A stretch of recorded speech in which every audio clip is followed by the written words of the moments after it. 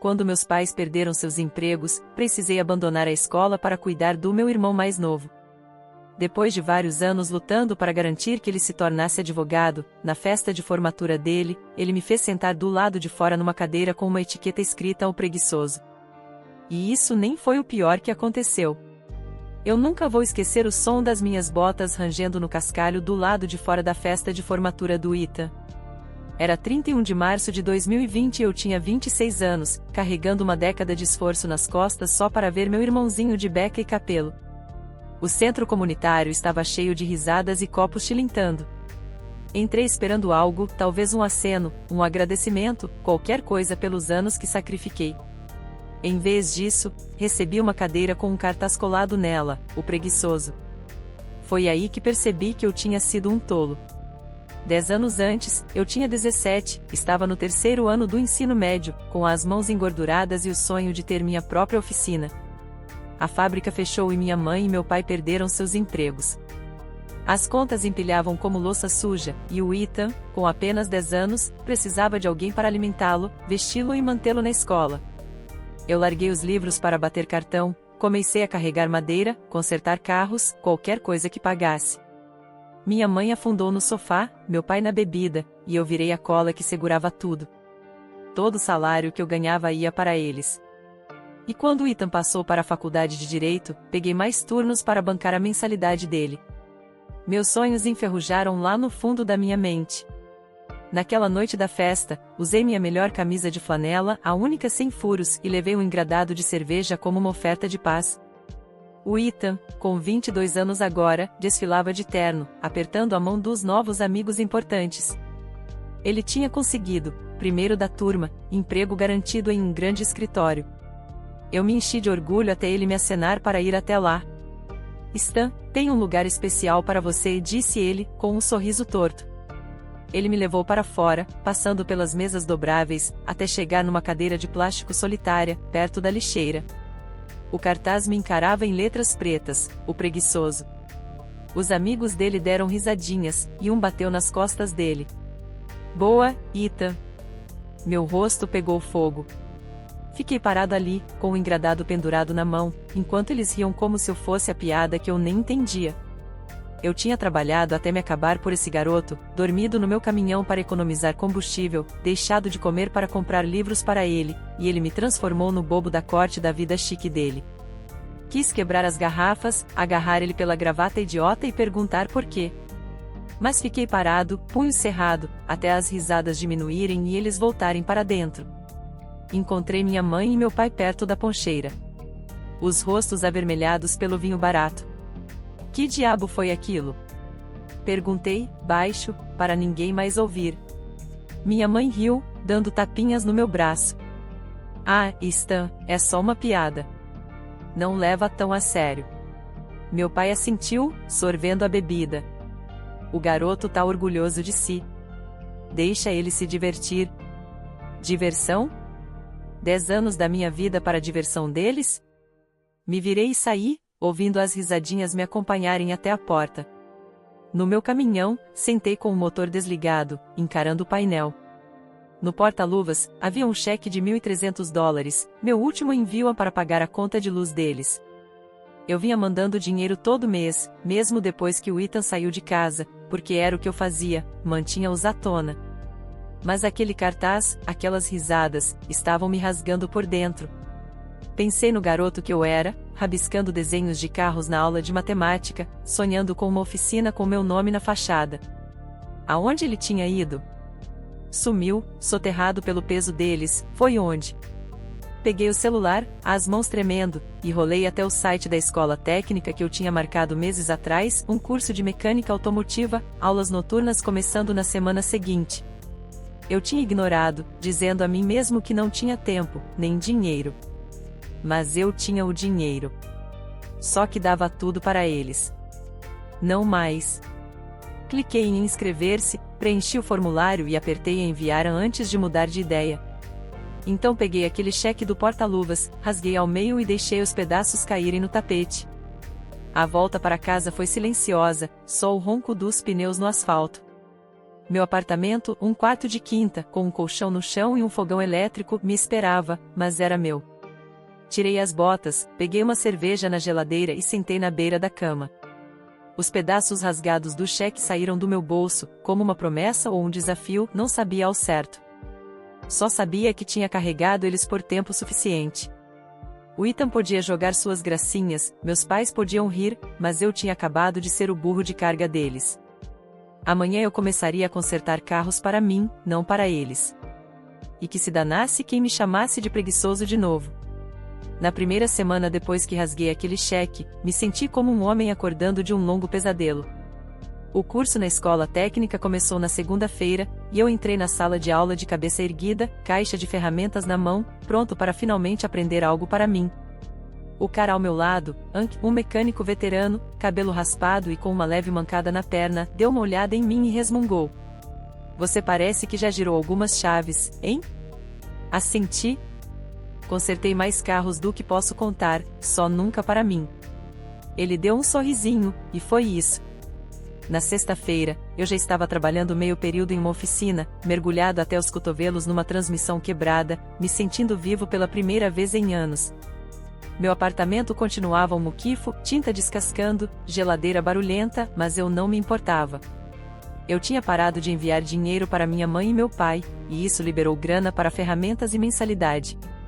À noite, eu sentava na minha mesinha capenga, rabiscando desenhos de carros em guardanapos. Não só concertos, mas ideias, entradas de ar estilosas, estruturas personalizadas, coisas em que eu sonhava quando moleque, antes de a vida soterrá-las. Eu bebia uma cerveja, o lápis correndo solto, pensando, isto é meu. Ninguém tira de mim. As ligações começaram na terça. A voz da minha mãe chiava no celular, aguda e chorosa. Stanley, a conta de luz vai vencer. Você não vai mandar nada? Eu me encostei na parede, olhando para uma rachadura no reboco. Não desta vez, mãe. Chega. Ela engasgou como se eu tivesse dado um tapa nela. Depois de tudo que passamos, você vai nos abandonar? Cerrei os dentes. Eu sustentei vocês por 10 anos. Se virem. Desliguei antes que ela começasse a chorar, mas meu peito doeu. Meu pai tentou na sequência, voz grossa e arrastada. Ethan é o bambambam agora, mas ainda somos família. Você nos deve isso. Devo, eu ri, amargo, e bloqueei o número dele também. O Ethan ficou quieto, provavelmente ocupado postando selfies de terno nas redes sociais. Eu passei por uma delas, ele sorrindo na frente do escritório dele, legenda, vivendo o sonho. Bom para ele. Eu não precisava do agradecimento dele, mas também não bancaria mais a vida antiga. Meu celular não parava de vibrar, textos da minha mãe se acumulando, nós te criamos. Como pôde fazer isso? Coloquei tudo no mudo, mas as palavras grudaram na minha cabeça como graxa embaixo das unhas. O trabalho na oficina do Anki me mantinha são. Ele era casca-grossa, gritava se eu espanava um parafuso, mas justo. Um dia, me pegou rabiscando algo no intervalo. O que é isso? Ele olhou por cima do meu ombro. Mostrei um esboço de um sistema de escapamento mais leve. Ele estreitou os olhos e assentiu. Não é ruim, garoto. Você tem jeito para isso. Não desperdiça, não. Aquilo ficou ecoando em mim. Ninguém nunca tinha me chamado de inteligente, não desde que deixei a escola. Então comecei a levar meus rascunhos pro trabalho, dando uns retoques enquanto os motores rugiam ao meu redor. Aí minha mãe apareceu. Era uma quinta-feira, 2 semanas depois da festa. Eu estava embaixo de um sedã, trocando a bomba de combustível, quando o Anki cutucou minha perna. Tem visita para você. Me arrastei para fora, limpando as mãos. E lá estava ela, cabelo desgrenhado, bolsa apertada no peito. Stanley, a voz tremia, estamos atrasados com tudo. Vão cortar a água. Você não pode fazer isso com a gente. Os clientes da oficina olharam de canto, e senti os olhares como agulhadas. Fiquei de pé, bem mais alto que ela, tentando manter a voz baixa. Já fiz o bastante, mãe. O Ethan está formado, vocês têm ele. Estou construindo algo agora. O lábio dela tremeu. Você é egoísta. Sempre foi egoísta. Depois de uma década sangrando por eles, apontei para a porta. Vai para casa. Tenho trabalho a fazer. Ela foi embora resmungando, e o Wang deu um tapinha no meu ombro. Família é coisa que, às vezes, balançou a cabeça, mantenha o foco, Stan. Assenti, deslizei de volta para debaixo do carro e apertei a chave com mais força do que devia. Aquela noite, rabisquei até minha mão doer. Um desenho forte e agressivo, só linhas angulosas e potência. Foi bom, como se eu estivesse me libertando da sombra deles. As ligações pararam depois disso, mas o silêncio pesava. Eu olhava o celular, meio esperando que o Ethan se manifestasse, mas nada. Talvez ele nem tivesse notado a torneira de dinheiro secar. O escritório dele devia pagar o suficiente, de qualquer forma. Eu não ligava. Eu tinha o Wang, a oficina e uma pilha de desenhos que crescia a cada dia. Uma noite, terminei um projeto, um coletor de admissão leve, feito do zero. Não era perfeito, mas funcionava, vibrando suave em um teste de bancada. O Wang viu e levantou a sobrancelha. Isso é nível profissional, Stan. Você está perdendo tempo sem mostrar isso por aí. Dei de ombros, mas as palavras dele acenderam algo em mim. Enquanto isso, o mundo do Ethan começou a rachar. Eu tinha desativado o mudo nos textos da minha mãe, por costume, e um apareceu tarde da noite, numa quarta. O escritório do Ethan faliu. Deu problema. Fui olhar as redes sociais dele, esperando mais fotos de terno, mas encontrei um link de notícia. O escritório inteiro afundou por falcatrua de um sócio sênior. Levou todo mundo junto. O Ethan estava sem emprego, de diploma na mão, mas sem utilidade, do dia para a noite. Me recostei na cadeira, olhando para a tela. Uma parte de mim queria rir, senhor importantão rebaixado. Mas outra parte, a que cuidava dele quando ele tinha 10 anos, sentiu uma dor que eu não conseguia ignorar. A mensagem seguinte da minha mãe foi mais dura: estamos atrasados na hipoteca. O Ethan não consegue ajudar. Imaginei a casa, a varanda caindo aos pedaços, a tinta descascada, onde cresci consertando goteiras enquanto meu pai dormia.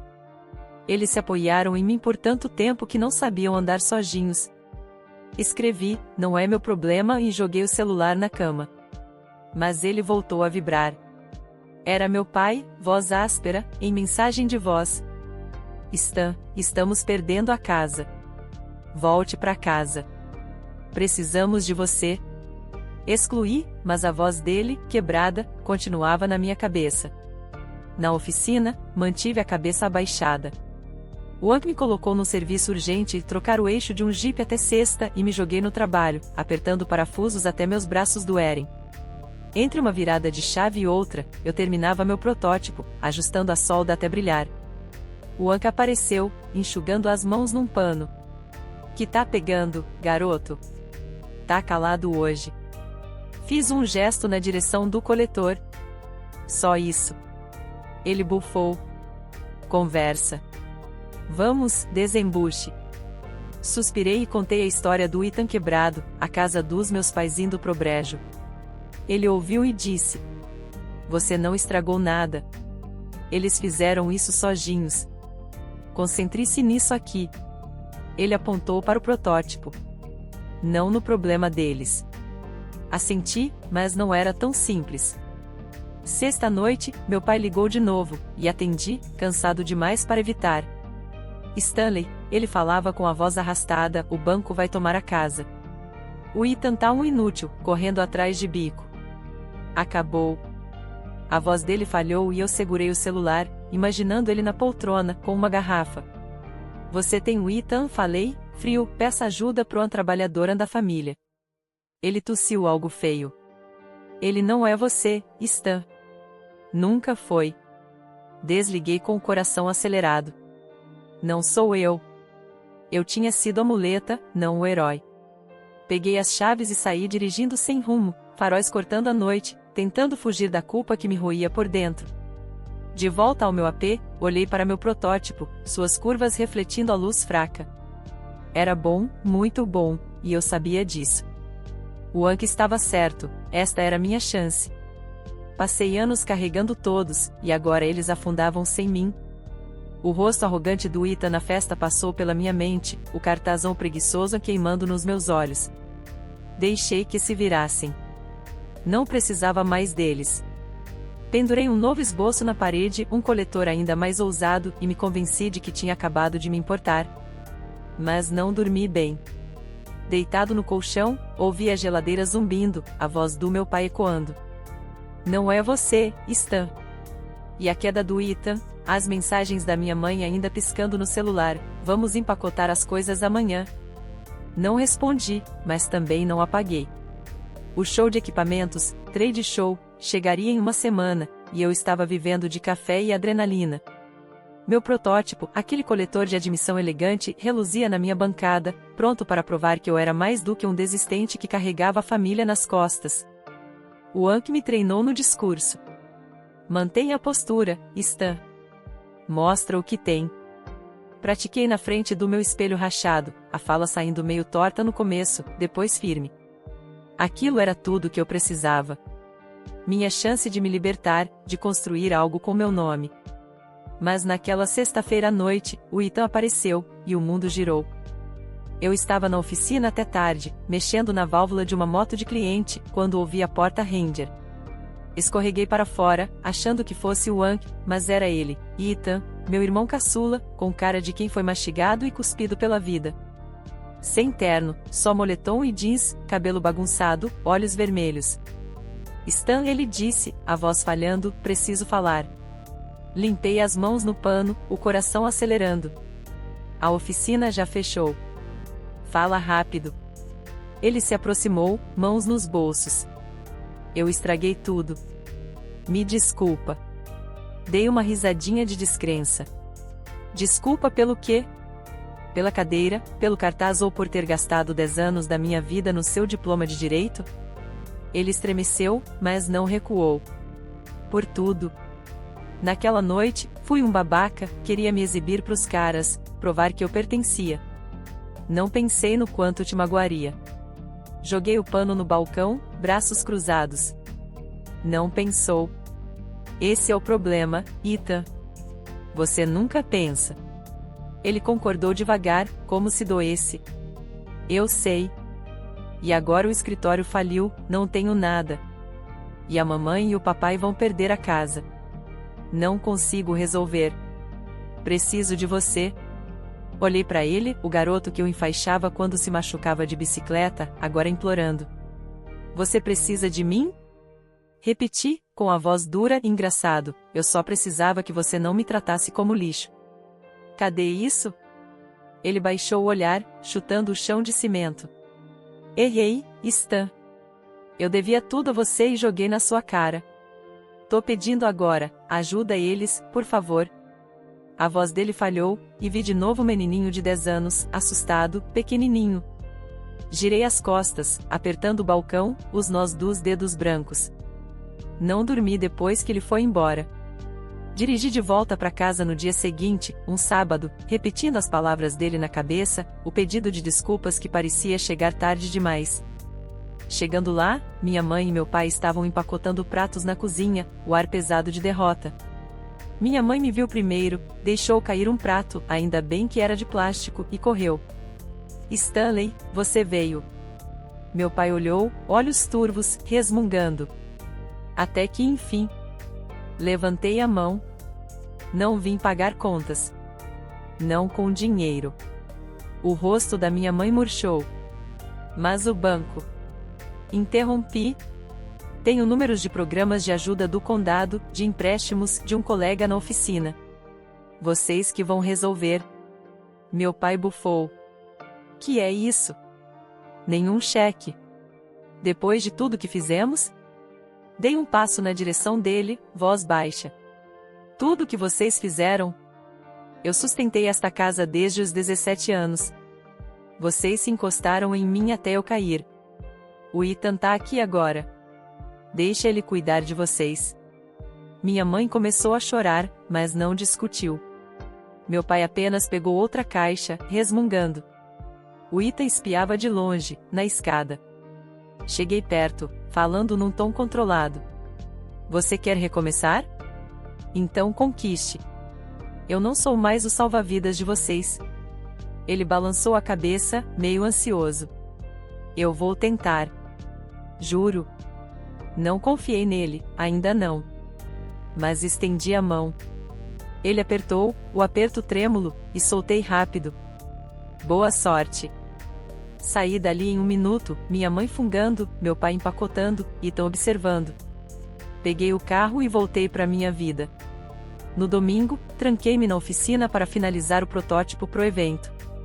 Repassei meu discurso de novo, agora com mais confiança, ignorando as mensagens que chegavam da minha mãe.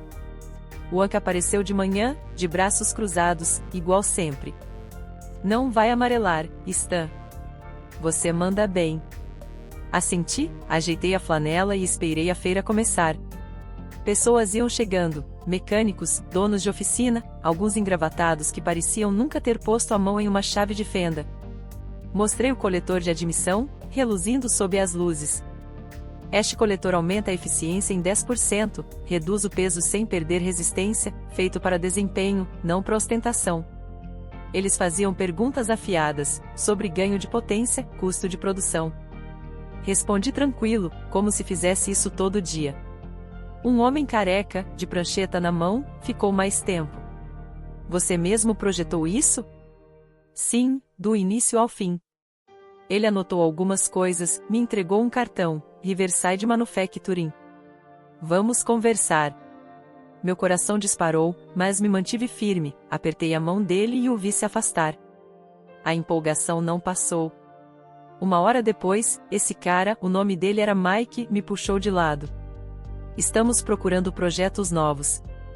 O seu se encaixa. É um contrato pequeno para começar, fabricar um lote e ver no que dá.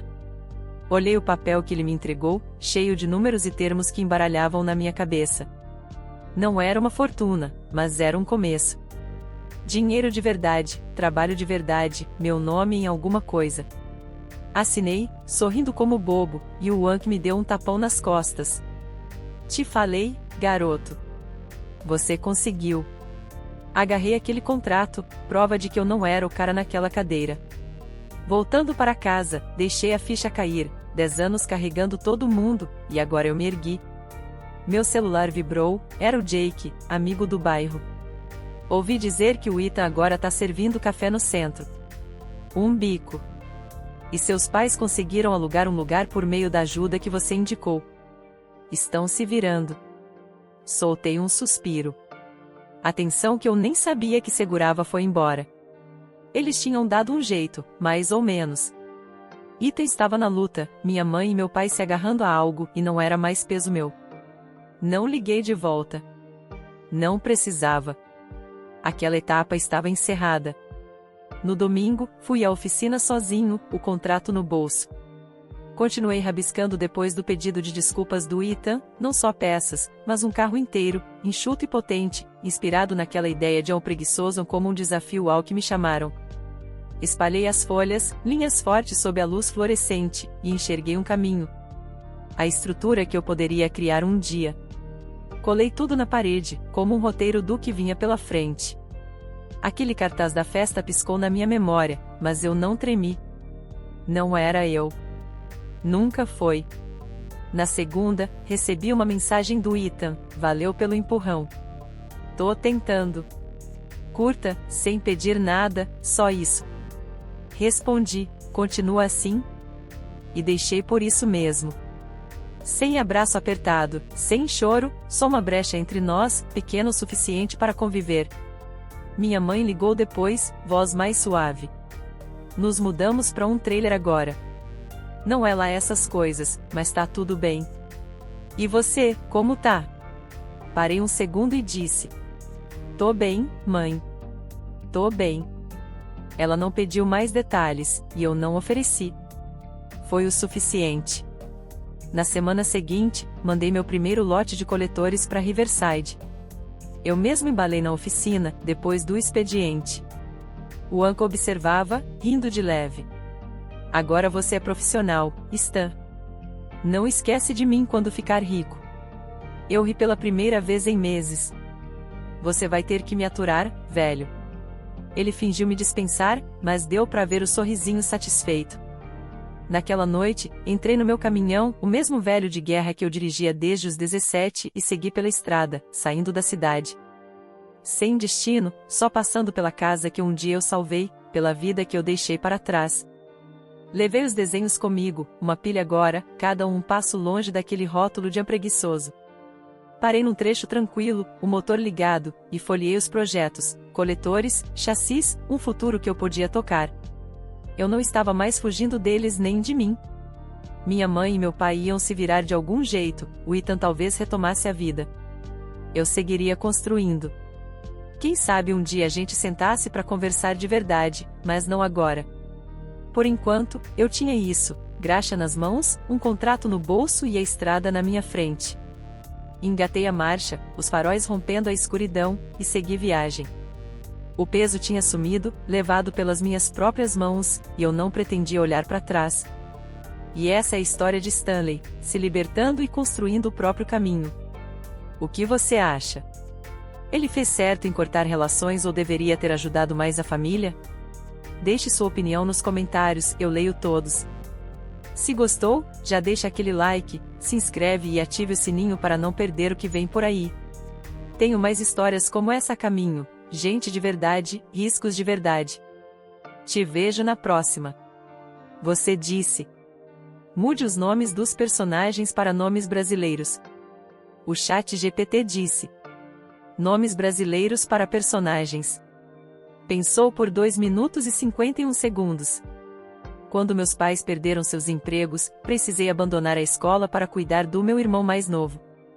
Depois de vários anos lutando para garantir que ele se tornasse advogado, na festa de formatura dele, ele me fez sentar do lado de fora numa cadeira com uma etiqueta escrita ao preguiçoso. E isso nem foi o pior que aconteceu. Olá! Obrigado pelo seu apoio contínuo. Significa muito para nós. Se você gosta das histórias que compartilhamos, por favor, inscreva-se neste canal. Seria ótimo se você pudesse deixar um comentário dizendo de qual cidade está assistindo. Talvez possamos mandar um alô para você na nossa próxima história. O alô especial de hoje vai para Nazi, de Northwest Ohio. Ficamos felizes que você esteja curtindo nossas histórias. Agora vamos mergulhar nos detalhes da história de hoje. Eu nunca vou esquecer o som das minhas botas rangendo no cascalho do lado de fora da festa de formatura do Rafael. Era 31 de março de 2020 e eu tinha 26 anos, carregando uma década de esforço nas costas só para ver meu irmãozinho de beca e capelo. O centro comunitário estava cheio de risadas e copos tilintando. Entrei esperando algo, talvez um aceno, um agradecimento, qualquer coisa pelos anos que sacrifiquei. Em vez disso, recebi uma cadeira com um cartaz colado nela, o preguiçoso. Foi aí que percebi que eu tinha sido um tolo. 10 anos antes, eu tinha 17, estava no 3º ano do ensino médio, com as mãos engorduradas e o sonho de ter minha própria oficina. A fábrica fechou e minha mãe, Márcia, e meu pai, Carlos, perderam seus empregos. As contas empilhavam como louça suja, e o Rafael, com apenas 10 anos, precisava de alguém para alimentá-lo, vesti-lo e mantê-lo na escola. Eu larguei os livros para bater cartão, comecei a carregar madeira, consertar carros, qualquer coisa que pagasse. A minha mãe afundou no sofá, meu pai na bebida, e eu virei a cola que segurava tudo. Todo o salário que eu ganhava ia para eles. E quando o Rafael passou para a faculdade de Direito, peguei mais turnos para bancar a mensalidade dele. Meus sonhos enferrujaram lá no fundo da minha mente. Naquela noite da festa, usei minha melhor camisa de flanela, a única sem furos, e levei um engradado de cerveja como uma oferta de paz. O Rafael, com 22 anos agora, desfilava de terno, apertando a mão dos novos amigos importantes. Ele tinha conseguido, primeiro da turma, emprego garantido em um grande escritório. Eu me enchi de orgulho até ele me acenar para ir até lá. Mateus, tem um lugar especial para você, disse ele, com um sorriso torto. Ele me levou para fora, passando pelas mesas dobráveis, até chegar numa cadeira de plástico solitária, perto da lixeira. O cartaz me encarava em letras pretas, o preguiçoso. Os amigos dele deram risadinhas, e um bateu nas costas dele. Boa, Rafael. Meu rosto pegou fogo. Fiquei parado ali, com o engradado pendurado na mão, enquanto eles riam como se eu fosse a piada que eu nem entendia. Eu tinha trabalhado até me acabar por esse garoto, dormido no meu caminhão para economizar combustível, deixado de comer para comprar livros para ele, e ele me transformou no bobo da corte da vida chique dele. Quis quebrar as garrafas, agarrar ele pela gravata idiota e perguntar por quê. Mas fiquei parado, punho cerrado, até as risadas diminuírem e eles voltarem para dentro. Encontrei minha mãe e meu pai perto da poncheira. Os rostos avermelhados pelo vinho barato. Que diabo foi aquilo? Perguntei, baixo, para ninguém mais ouvir. Minha mãe riu, dando tapinhas no meu braço. Ah, Mateus, é só uma piada. Não leva tão a sério. Meu pai assentiu, sorvendo a bebida. O garoto tá orgulhoso de si. Deixa ele se divertir. Diversão? 10 anos da minha vida para a diversão deles? Me virei e saí, ouvindo as risadinhas me acompanharem até a porta. No meu caminhão, sentei com o motor desligado, encarando o painel. No porta-luvas, havia um cheque de R$ 1.300, meu último envio para pagar a conta de luz deles. Eu vinha mandando dinheiro todo mês, mesmo depois que o Rafael saiu de casa, porque era o que eu fazia, mantinha-os à tona. Mas aquele cartaz, aquelas risadas, estavam me rasgando por dentro. Pensei no garoto que eu era, rabiscando desenhos de carros na aula de matemática, sonhando com uma oficina com meu nome na fachada. Aonde ele tinha ido? Sumiu, soterrado pelo peso deles, foi onde? Peguei o celular, as mãos tremendo, e rolei até o site da escola técnica que eu tinha marcado meses atrás, um curso de mecânica automotiva, aulas noturnas começando na semana seguinte. Eu tinha ignorado, dizendo a mim mesmo que não tinha tempo, nem dinheiro. Mas eu tinha o dinheiro. Só que dava tudo para eles. Não mais. Cliquei em inscrever-se, preenchi o formulário e apertei em enviar antes de mudar de ideia. Então peguei aquele cheque do porta-luvas, rasguei ao meio e deixei os pedaços caírem no tapete. A volta para casa foi silenciosa, só o ronco dos pneus no asfalto. Meu apartamento, um quarto de quinta, com um colchão no chão e um fogão elétrico, me esperava, mas era meu. Tirei as botas, peguei uma cerveja na geladeira e sentei na beira da cama. Os pedaços rasgados do cheque saíram do meu bolso, como uma promessa ou um desafio, não sabia ao certo. Só sabia que tinha carregado eles por tempo suficiente. O Rafael podia jogar suas gracinhas, meus pais podiam rir, mas eu tinha acabado de ser o burro de carga deles. Amanhã eu começaria a consertar carros para mim, não para eles. E que se danasse quem me chamasse de preguiçoso de novo. Na primeira semana depois que rasguei aquele cheque, me senti como um homem acordando de um longo pesadelo. O curso na escola técnica começou na segunda-feira, e eu entrei na sala de aula de cabeça erguida, caixa de ferramentas na mão, pronto para finalmente aprender algo para mim. O cara ao meu lado, Tonho, um mecânico veterano, cabelo raspado e que mancava um pouco, deu uma olhada em mim e resmungou. Você parece que já girou algumas chaves, hein? Assenti. Consertei mais carros do que posso contar, só nunca para mim. Ele deu um sorrisinho, e foi isso. Na sexta-feira, eu já estava trabalhando meio período em uma oficina, mergulhado até os cotovelos numa transmissão quebrada, me sentindo vivo pela primeira vez em anos. Meu apartamento continuava um muquifo, tinta descascando, geladeira barulhenta, mas eu não me importava. Eu tinha parado de enviar dinheiro para minha mãe e meu pai, e isso liberou grana para ferramentas e mensalidade. À noite, eu sentava na minha mesinha capenga, rabiscando desenhos de carros em guardanapos. Não só concertos, mas ideias, entradas de ar estilosas, estruturas personalizadas, coisas em que eu sonhava quando moleque, antes de a vida soterrá-las. Eu bebia uma cerveja, o lápis correndo solto, pensando, isto é meu. Ninguém tira de mim. As ligações começaram na terça. A voz da minha mãe, Márcia, chiava no celular, aguda e chorosa. Mateus, a conta de luz vai vencer. Você não vai mandar nada? Eu me encostei na parede, olhando para uma rachadura no reboco. Não desta vez, mãe. Chega. Ela engasgou como se eu tivesse dado um tapa nela. Depois de tudo que passamos, você vai nos abandonar? Cerrei os dentes. Eu sustentei vocês por 10 anos. Se virem. Desliguei antes que ela começasse a chorar, mas meu peito doeu. Meu pai tentou na sequência, voz grossa e arrastada. O Rafael é o bambambam agora, mas ainda somos família. Você nos deve isso. Devo, eu ri, amargo, e bloqueei o número dele também. O Rafael ficou quieto, provavelmente ocupado postando selfies de terno nas redes sociais. Eu passei por uma delas, ele sorrindo na frente do escritório, legenda, vivendo o sonho. Bom para ele. Eu não precisava do agradecimento dele, mas também não bancaria mais a vida antiga. Meu celular não parava de vibrar, textos da minha mãe se acumulando, nós te criamos. Como pôde fazer isso? Coloquei tudo no mudo, mas as palavras grudaram na minha cabeça como graxa embaixo das unhas. O trabalho na oficina do Tonho me mantinha são. Ele era casca-grossa, gritava se eu espanava um parafuso, mas justo.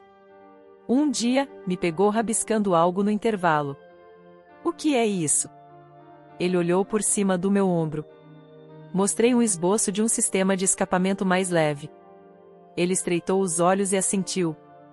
Não é ruim, garoto. Você tem jeito para isso. Não desperdiça, não. Aquilo ficou ecoando em mim. Ninguém nunca tinha me chamado de inteligente, não desde que deixei a escola. Então comecei a levar meus rascunhos pro trabalho, dando uns retoques enquanto os motores rugiam ao meu redor. Aí minha mãe apareceu. Era uma quinta-feira, 2 semanas depois da festa. Eu estava embaixo de um sedã, trocando a bomba de combustível, quando o Tonho cutucou minha perna. Tem visita para você. Me arrastei para fora, limpando as mãos. E lá estava ela, cabelo desgrenhado, bolsa apertada no peito. Mateus, a voz tremia, estamos atrasados com tudo. Vão cortar a água. Você não pode fazer isso com a gente. Os clientes da oficina olharam de canto, e senti os olhares como agulhadas. Fiquei de pé, bem mais alto que ela, tentando manter a voz baixa. Já fiz o bastante, mãe. O Rafael está formado, vocês têm ele. Estou construindo algo agora. O lábio dela tremeu. Você é egoísta. Sempre foi egoísta. Depois de uma década sangrando por eles, apontei para a porta. Vai para casa. Tenho trabalho a fazer. Ela foi embora resmungando, e o Tonho deu um tapinha no meu ombro. Família é assim, às vezes, balançou a cabeça. Mantenha o foco, Mateus. Assenti, deslizei de volta para debaixo do carro e apertei a chave com mais força do que devia. Aquela noite, rabisquei até minha mão doer. Um desenho forte e agressivo, só linhas angulosas e potência. Foi bom, como se eu estivesse me libertando da sombra deles.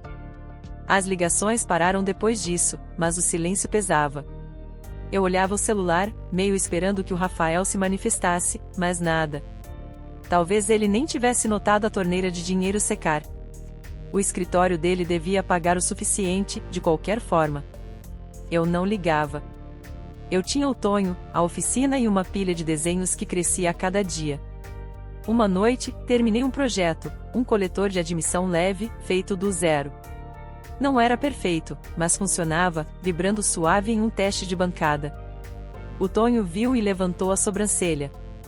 Isso é nível profissional, Mateus. Você está perdendo tempo sem mostrar isso por aí. Dei de ombros, mas as palavras dele acenderam algo em mim. Enquanto isso, o mundo do Rafael começou a rachar.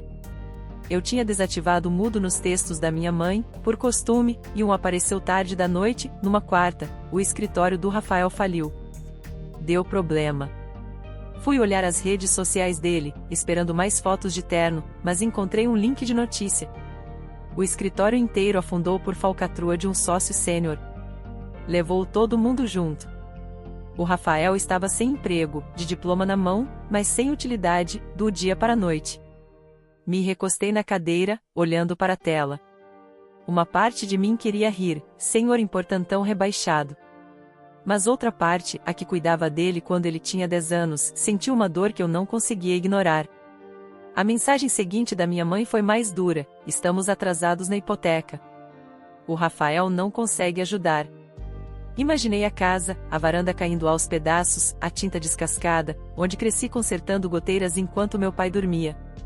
Eles se apoiaram em mim por tanto tempo que não sabiam andar sozinhos. Escrevi, não é meu problema, e joguei o celular na cama. Mas ele voltou a vibrar. Era meu pai, Carlos, voz áspera, em mensagem de voz. Mateus, estamos perdendo a casa. Volta pra casa. Precisamos de você. Excluí, mas a voz dele, quebrada, continuava na minha cabeça. Na oficina, mantive a cabeça abaixada. O Tonho me colocou num serviço urgente, trocar o eixo de um Jeep até sexta, e me joguei no trabalho, apertando parafusos até meus braços doerem. Entre uma virada de chave e outra, eu terminava meu protótipo, ajustando a solda até brilhar. O Tonho apareceu, enxugando as mãos num pano. Que tá pegando, garoto? Tá calado hoje.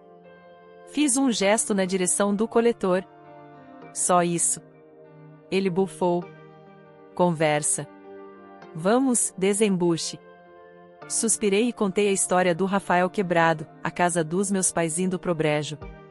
Ele ouviu e disse: Você não estragou nada. Eles fizeram isso sozinhos. Concentre-se nisso aqui. Ele apontou para o protótipo. Não no problema deles. Assenti, mas não era tão simples. Sexta-noite, meu pai ligou de novo, e atendi, cansado demais para evitar. Mateus, ele falava com a voz arrastada, o banco vai tomar a casa. O Rafael tá um inútil, correndo atrás de bico. Acabou. A voz dele falhou e eu segurei o celular, imaginando ele na poltrona, com uma garrafa. Você tem o Rafael, falei, frio, peça ajuda pro trabalhadora da família. Ele tossiu algo feio. Ele não é você, Mateus. Nunca foi. Desliguei com o coração acelerado. Não sou eu. Eu tinha sido a muleta, não o herói. Peguei as chaves e saí dirigindo sem rumo, faróis cortando a noite, tentando fugir da culpa que me roía por dentro. De volta ao meu AP, olhei para meu protótipo, suas curvas refletindo a luz fraca. Era bom, muito bom, e eu sabia disso. O Tonho estava certo, esta era minha chance. Passei anos carregando todos, e agora eles afundavam sem mim.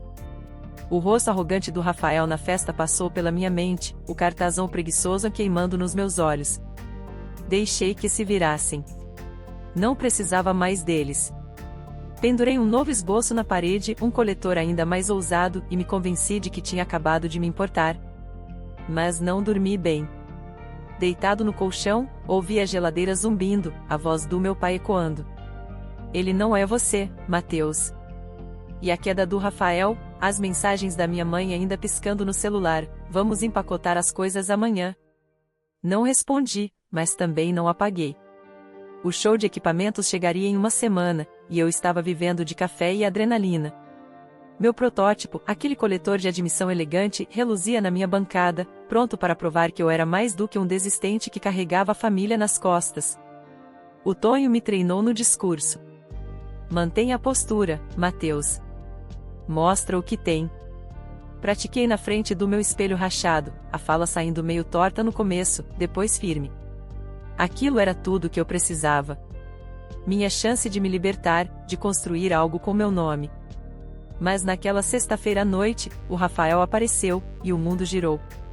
Eu estava na oficina até tarde, mexendo na válvula de uma moto de cliente, quando ouvi a porta ranger. Escorreguei para fora, achando que fosse o Tonho, mas era ele, Rafael, meu irmão caçula, com cara de quem foi mastigado e cuspido pela vida. Sem terno, só moletom e jeans, cabelo bagunçado, olhos vermelhos. Mateus, ele disse, a voz falhando, preciso falar. Limpei as mãos no pano, o coração acelerando. A oficina já fechou. Fala rápido. Ele se aproximou, mãos nos bolsos. Eu estraguei tudo. Me desculpa. Dei uma risadinha de descrença. Desculpa pelo quê? Pela cadeira, pelo cartaz ou por ter gastado 10 anos da minha vida no seu diploma de direito? Ele estremeceu, mas não recuou. Por tudo. Naquela noite, fui um babaca, queria me exibir pros caras, provar que eu pertencia. Não pensei no quanto te magoaria. Joguei o pano no balcão, braços cruzados.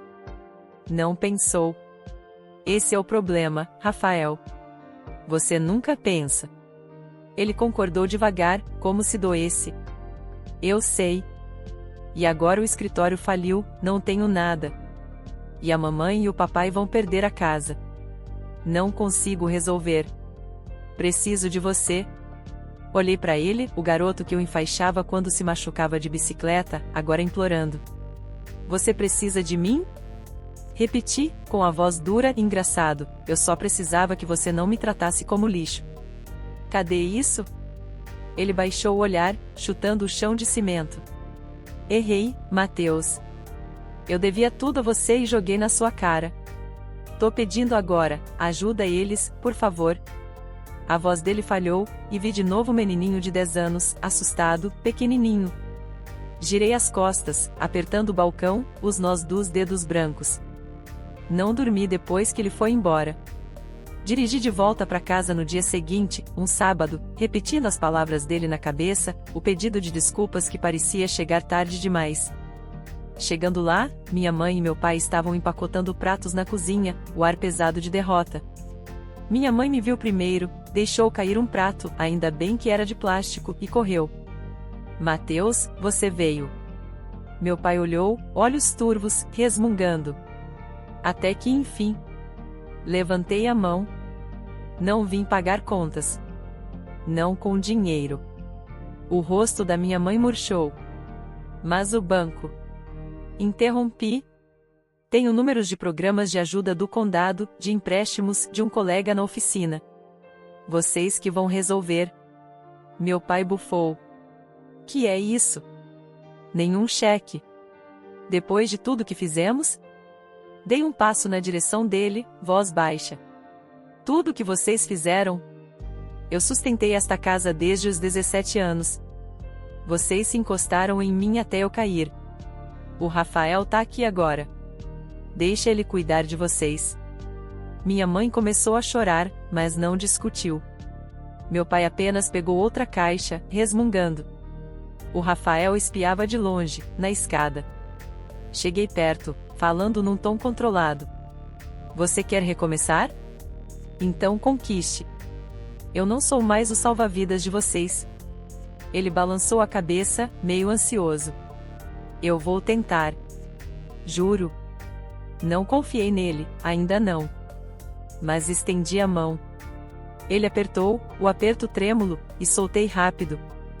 Boa sorte. Saí dali em 1 minuto, minha mãe fungando, meu pai empacotando, Rafael observando. Peguei o carro e voltei para minha vida. No domingo, tranquei-me na oficina para finalizar o protótipo pro evento. Repassei meu discurso de novo, agora com mais confiança, ignorando as mensagens que chegavam da minha mãe. O Tonho apareceu de manhã, de braços cruzados, igual sempre. Não vai amarelar, Mateus. Você manda bem. Assenti, ajeitei a flanela e esperei a feira começar. Pessoas iam chegando, mecânicos, donos de oficina, alguns engravatados que pareciam nunca ter posto a mão em uma chave de fenda. Mostrei o coletor de admissão, reluzindo sob as luzes. Este coletor aumenta a eficiência em 10%, reduz o peso sem perder resistência, feito para desempenho, não para ostentação. Eles faziam perguntas afiadas, sobre ganho de potência, custo de produção. Respondi tranquilo, como se fizesse isso todo dia. Um homem careca, de prancheta na mão, ficou mais tempo. Você mesmo projetou isso? Sim, do início ao fim.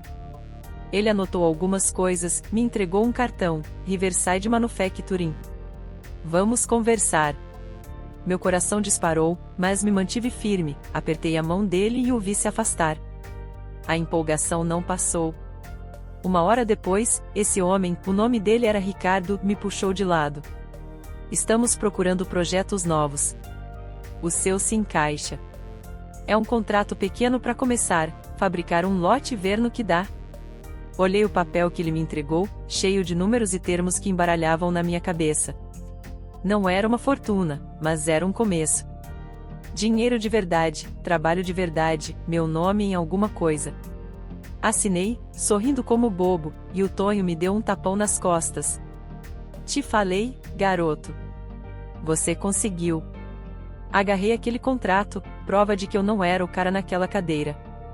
Voltando para casa, deixei a ficha cair, 10 anos carregando todo mundo, e agora eu me ergui. Meu celular vibrou, era o Henrique, um amigo do bairro. Ouvi dizer que o Rafael agora tá servindo café no centro.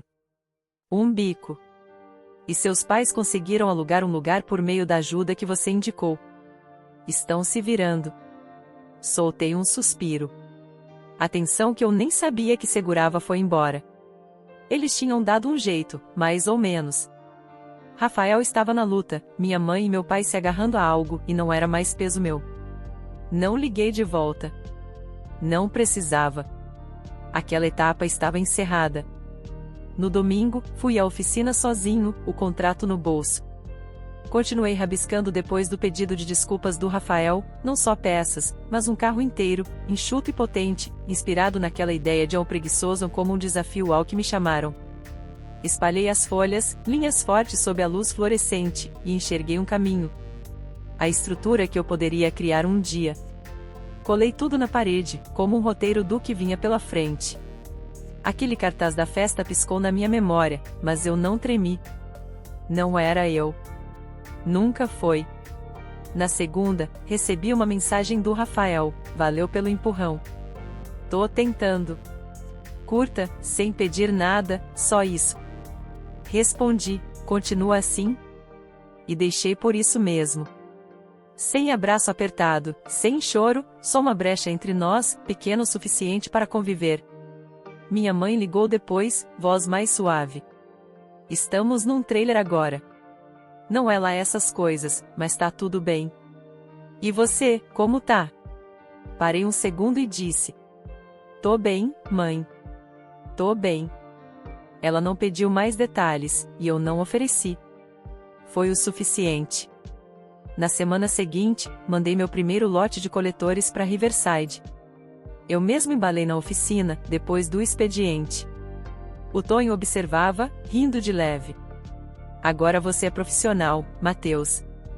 Não esquece de mim quando ficar rico. Eu ri pela primeira vez em meses. Você vai ter que me aturar, velho. Ele fingiu me dispensar, mas deu para ver o sorrisinho satisfeito. Naquela noite, entrei no meu caminhão, o mesmo velho de guerra que eu dirigia desde os 17, e segui pela estrada, saindo da cidade. Sem destino, só passando pela casa que um dia eu salvei, pela vida que eu deixei para trás. Levei os desenhos comigo, uma pilha agora, cada um passo longe daquele rótulo de preguiçoso. Parei num trecho tranquilo, o motor ligado, e folheei os projetos, coletores, chassis, um futuro que eu podia tocar. Eu não estava mais fugindo deles nem de mim. Minha mãe e meu pai iam se virar de algum jeito, o Rafael talvez retomasse a vida. Eu seguiria construindo. Quem sabe um dia a gente sentasse para conversar de verdade, mas não agora. Por enquanto, eu tinha isso, graxa nas mãos, um contrato no bolso e a estrada na minha frente. Engatei a marcha, os faróis rompendo a escuridão, e segui viagem. O peso tinha sumido, levado pelas minhas próprias mãos, e eu não pretendia olhar para trás. Gostou da história de hoje? Então ajude o canal apenas compartilhando esta história com 2 amigos, pois isso nos ajudará demais. Comente a sua opinião, e se inscreva no canal, para receber nossas belas histórias, ative também o sininho das notificações.